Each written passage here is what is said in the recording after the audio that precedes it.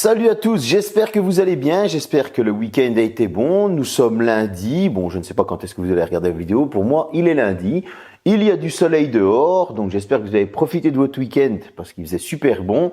Et j'espère que vous allez avoir une très bonne semaine. Aujourd'hui, on va tester le Redmi Note 12 Pro 5G. On avait déjà testé le Pro Plus 5G, c'est parti.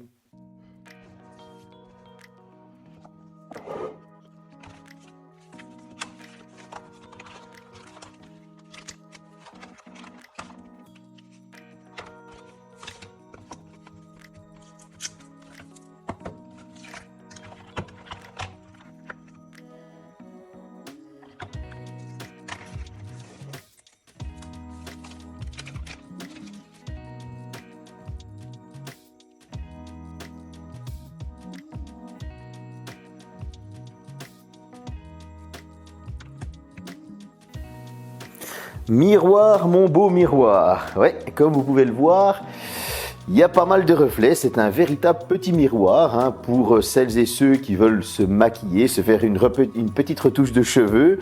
En tout cas, une chose est sûre, c'est qu'il prend les traces de doigts. Et ça, ouais, il faudra le mettre dans les défauts. Bon, qu'est-ce qu'on peut dire sur ce design? On est sur un design assez sympa. Des bords plats, des coins arrondis. Il tient bien en main, il n'est pas trop lourd. Franchement, il est assez cool comme design, je trouve. On va seulement avoir cet écran qui ressort un peu de la coque, c'est assez spécial. Bon, on a des qualités de finition qui sont très bonnes, c'est du Xiaomi, donc il n'y a pas de souci. Les capteurs photo ne ressortent pas non plus de trop. C'est vrai que ça fait un peu bizarre de voir cet écran qui ressort. On a l'impression que c'est plusieurs galettes qui ont été empaquetées les unes sur les autres. C'est un peu space, mais voilà, ça ne dérange pas pour autant. Sur le dessus, une prise jack, un premier haut-parleur, micro, port infrarouge. Côté gauche, il n'y aura rien, c'est totalement épuré. Sur le bas, tiroir de carte SIM, USB Type C, un second micro forcément, et un deuxième haut-parleur. Ça fait plaisir d'en voir deux. Quant à l'arrière, on va retrouver trois capteurs. Bon, on est quand même sur un design assez simple. Le côté droit, ce sera bouton du volume et bouton d'extinction à l'image qui fait office de lecteur d'empreinte. J'ai envie de dire qu'on est sur quelque chose d'assez satisfaisant, franchement, il a une bonne prise en main. On peut presque faire le tour. On aura le petit capteur en poinçon à l'avant. Mais je vais me répéter, le beau miroir à l'arrière, c'est magique. Mais mettez-le tout de suite dans une coque parce que sinon, les traces. Pour le petit tour général, qu'est-ce qu'on va retrouver? Du Bluetooth 5.2 LE, du Wi-Fi 6, du Gorilla Glass 5. Jusque-là, c'est assez propre. Au niveau de l'indice de protection, on est sur de l'IP53. Donc jusque-là, ça va aussi, ça va résister aux éclaboussures, c'est pas ce qu'il y a de mieux, mais c'est déjà bien. On va avoir deux haut-parleurs, comme je le disais, le son est assez bon, mais il y a un léger déséquilibre. Attention à comment vous tenez vos mains lorsque vous regardez un film ou lorsque vous jouez à un jeu vidéo, parce qu'on aura tendance à cacher le deuxième haut-parleur parce qu'il est vraiment mis sur le bas lorsqu'on le tient avec les boutons du volume sur le haut. Et donc du coup, on aura tendance à poser sa paume dessus, ce qui va un peu étouffer le son. Au niveau du système d'exploitation, on est sur de l'Android 12, et oui, encore de l'Android 12 alors que nous sommes juin 2023, mais on a la surcouche MIUI 14. Alors on aime ou on n'aime pas, on a eu ce genre de discussion dans l'émission. Moi, ce que je trouve, c'est qu'il y a énormément de bloatware et il y a encore quelques bugs sur cette surcouche. Donc ça, c'est à revoir. Un écran OLED de 6,67 pouces, assez confortable, un billion de couleurs, 120 Hz au niveau du taux de rafraîchissement, de l'HDR10+. Jusque-là, on est quand même sur quelque chose d'assez propre. Bon, le Gorilla Glass, je vous l'ai cité. On va avoir une résolution en Full HD+. Et on va retrouver pour tout ça une luminosité de 900 nits. Qu'est-ce que j'ai pensé de cet écran? Eh bien, il est très bon. Il fait franchement très bien son travail. J'ai même l'impression qu'en plein jour, on a même un petit peu plus que 900 nits. Pourquoi? Parce que même en plein soleil, il est exploitable et ça ne pose aucun souci. Donc, on a un écran qui ne va pas laguer. On peut surfer tranquillement, scroller tranquillement. Vous allez en prendre plein les yeux. Franchement, les couleurs, comme je dis souvent, je les ai pas comptées. Mais dans les jeux vidéo, eh bien, on voit vraiment, genre sur Asphalt 9, où on a de très belles couleurs. Donc du coup, on va avoir vraiment un écran pour consommer pas mal de choses, que ce soit les réseaux sociaux, les films, les séries, etc., etc. Je trouve que cet écran fait top son travail. Donc on va passer à la suite parce que ça sert à rien de s'éterniser quand c'est déjà bon. Un Mediatek Dimensity 1080, son GPU Mali G68, 6, 8 ou 12 Go de RAM en LPDDR 4X en fonction du stockage que vous allez prendre, 128 ou 256 Go en UFS 2.2. Qu'est-ce que ce joli petit monde a donné au Scorebench? Ici, nous sommes sur une version 8 Go de RAM, 128 Go de stockage et ça m'a sorti un score à l'Antutu de 527 642 points. On est clairement sur un milieu de gamme et un très bon milieu de gamme parce que déjà, si avec 8 Go de RAM, il me sort un score comme ça, je pense qu'avec un petit 12 Go de RAM, il va me sortir un meilleur score. Je pense même qu'il va frôler les 600 000. C'est un excellent milieu de gamme, un très bon score. On verra ensuite qu'est-ce qu'il va faire aux jeux vidéo. En tout cas, au Geekbench, il m'a sorti un score de 953 au simple cœur et un score de 2383 au multicœur. Ce qui confirme ce que je disais juste avant, c'est un très bon milieu de gamme et il n'y aura aucun souci pour faire du multitâche, ça fait plaisir.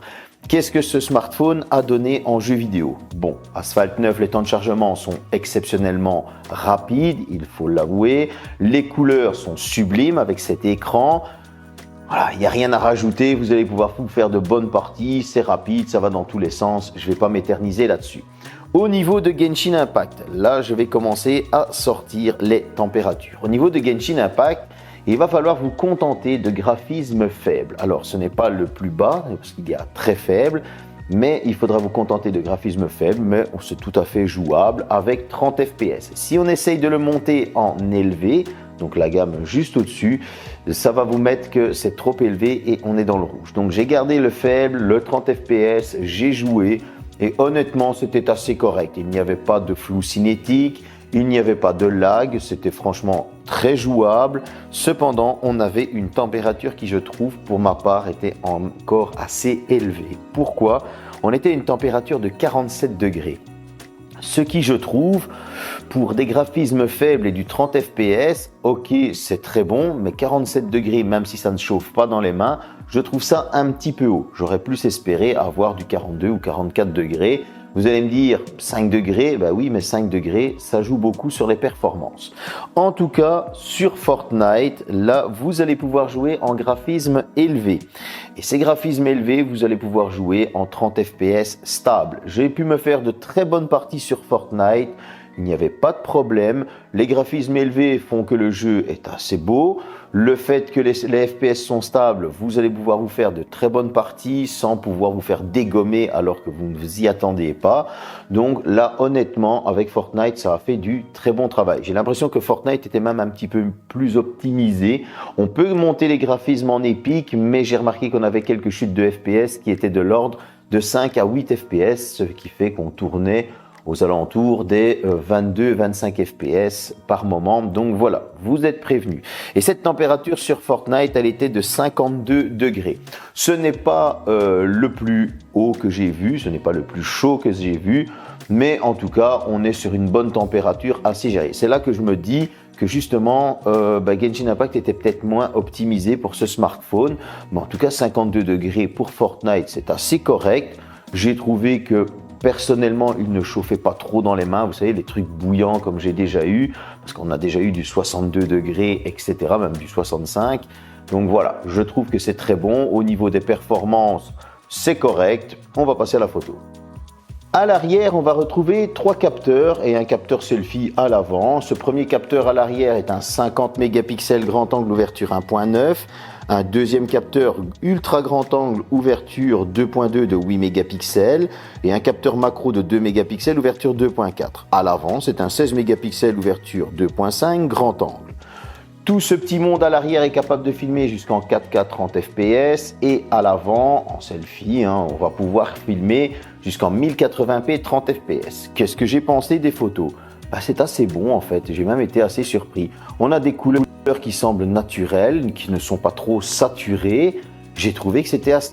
Au niveau des zooms, là aussi c'était assez bon, on va en parler juste après. Tout d'abord le portrait et le selfie. Le selfie, nickel, je trouve pas qu'il y a trop de lissage et le portrait, l'effet bokeh ne déborde pas, il ne bave pas, le contouring est assez bon.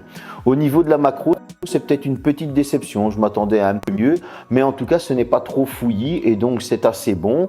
La photo de nuit, Là, je m'attendais à quelque chose d'un peu plus... C'est vrai que ça reste assez sombre. Pourtant, la rue, cette fois-ci, était éclairée. Donc voilà, ça, c'est pour la photo de nuit. Quant au zoom, eh bien, même en zoom maximum, j'ai trouvé qu'on était encore sur quelque chose de bon. Vous savez, c'est pas un amas de pixels retravaillé par le logiciel. On arrive encore à distinguer ce que j'ai pris comme photo, etc. Donc, honnêtement, même les zooms, j'ai trouvé que c'était bon. Pour la vidéo, elle est très propre. Bon, je me suis pas cassé la tête à vous faire du 1080p 60 fps, etc. Je me suis directement mis sur la 4K 30 fps et c'était assez bon. Pour l'occasion, du coup, j'étais en balade. J'étais parti chercher mon deuxième chinchilla, dont je vous ferai un petit short bientôt, ou un TikTok, etc. Et pour ce deuxième chinchilla, nous étions partis à la ville d'Arscott, en Flandre. Et je me suis dit, elle est chouette cette petite ville, donc je vais faire quelques photos. Et on était sur quelques clichés assez propres. Je me suis fait waouh, je m'attendais vraiment à pire parce que souvent dans le milieu de gamme c'est tout ou c'est rien. Et bien là franchement honnêtement on a un très bon équilibre, que ce soit l'ultra grand angle et à partir du moment où on va se remettre en zoom une fois, il n'y a pas de différence de couleur, en tout cas moi je ne l'ai pas remarqué, donc on était franchement sur quelque chose de propre. C'est le genre de smartphone qu'on va prendre avec, qu'on va faire ses petites photos en famille sans problème. C'est un bon compagnon photo, sans être un appareil photo, mais en tout cas, moi je trouve qu'il fait très bien son travail. Pour moi, ça c'est validé. Une batterie de 5000 mAh, une charge rapide de 67 watts. Comptez que de 0 à 100, il faudra un petit 50 minutes, ce qui je trouve est exceptionnellement correct. Pourquoi? Parce que la batterie était complètement morte. J'ai voulu faire le test jusqu'à 100%, donc il y a toujours un temps plus long. 50 minutes, j'ai trouvé que c'était très bon. À partir du moment où vous le chargez, que vous êtes encore à 20%, comme c'est la logique avec les batteries de maintenant, comptez qu'il faudra un petit 30 minutes. Ça, c'est très correct, donc je n'ai rien à dire de ce côté-là. Au niveau de l'autonomie, je m'attendais par contre à un petit peu plus. Bon, en utilisation intensive, à ma cadence, beaucoup de notifications, du jeu vidéo, etc., etc., comptez que vous allez tenir 14 heures. Ça veut dire que vous le débranchez à 7 heures du matin, à 21 heures, il était complètement mort. On était à zéro. Il n'y restait plus rien du tout. Donc 14 heures d'autonomie en intensif. Cependant, lorsque vous allez le laisser tranquille, on va supprimer les jeux vidéo et on va supprimer quelques notifications, comme vous avez pu le voir. Parfois, je suis aux alentours des 4000, 5000 et même ce matin, j'étais à 8700 notifications. Donc du coup, si on supprime déjà un petit peu ça, on supprime les notifications et on le laisse un petit peu tranquille, donc c'est-à-dire avec une utilisation plus normale, comptez que vous allez frôler les 2 jours. Alors je dis pas 2 jours accomplis, mais on sera aux alentours des 40 heures, ce qui moi je trouve est très correct au niveau de l'autonomie, c'est encore pour ma part un bon point.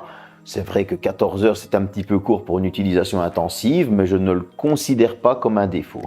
À un tarif, et là c'est franchement mon étonnement, c'est clair que je suis un petit peu en retard pour le tester, mais on est à 305 €. C'est ce que je l'ai trouvé dans cette couleur-ci, 8 Go de RAM, 128 Go de stockage. Je trouve qu'on est sur un très bon téléphone. Il faut l'avouer, on est sur un très bon téléphone. Parce qu'à ce tarif-là, franchement, il n'y a pas grand-chose à lui reprocher. Ok, dans ses défauts, j'ai cette sensation de cet écran surposé par-dessus, mais cet écran est très bon. Donc du coup, c'est déjà pardonné. On va lui reprocher peut-être la photo de nuit un peu fade, mais à côté de ça, la photo de jour est très bonne. Et donc du coup, c'est pardonné. On va avoir des performances globales qui, oui, sont très bonnes, mais ça chauffe un petit peu en jeu, style sur Fortnite ou sur du Genshin Impact. Mais en tout cas, ces performances globales font quoi? Font qu'il est multitâche et qu'on va pouvoir quand même jouer à ces jeux et ça ne vous brûle pas les mains. Donc du coup, le petit défaut, il est pardonné. Et on va retrouver toutes sortes de petites choses comme ça. On retrouve le bonheur de la prise jack pour ceux qui en sont amoureux. On a du Gorilla Glass 5. Bon, maintenant, il y a, c'est vrai, un défaut que je peux moins lui pardonner, c'est les traces de doigts. Mais en tout cas, ceux qui sont maniaques, qui vont le frotter et qui aiment se regarder dans un miroir, vont lui pardonner. Et donc du coup, on est sur un très bon petit smartphone. Alors c'est vrai que la concurrence est rude avec les Samsung Galaxy A34, le Pixel 7a. Il y a une différence de prix par rapport au Pixel 7a de quasi 200 € et ça, directement on va se retourner là-dessus. Pour ma part, si vous avez un budget qui est de 300 €, On rajoute 5 euros, ben franchement faites-vous plaisir parce qu'il vaut franchement la peine, il est assez sympa, il est très fluide. Moi je trouve que pour 305 balles, bah honnêtement, moi je lui mets une petite note de 8 sur 10 et c'est pas volé. J'espère que cette petite vidéo vous a plu. N'hésitez pas à me mettre un like, de me mettre votre commentaire. Salut!